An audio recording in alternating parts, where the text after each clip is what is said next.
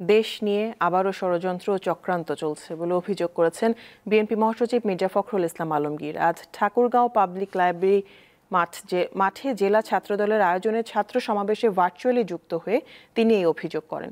ছাত্রদের উদ্দেশ্যে মির্জা ফখরুল বলেন, আওয়ামী লীগ সরকার গত 15 বছরে শিক্ষা, অর্থনীতি, রাজনীতি ও গণতন্ত্রকে ধ্বংস করেছে। এখন নতুন একটি সুযোগ তৈরি হয়েছে, কিন্তু ষড়যন্ত্র থেমে নেই।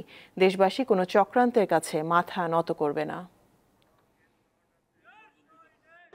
আজকে অনেক ষড়যন্ত্র শুরু হয়েছে, চক্রান্ত শুরু হয়েছে। সেই চক্রান্তের কাছে আমাদের মাথা রাখতে হবে।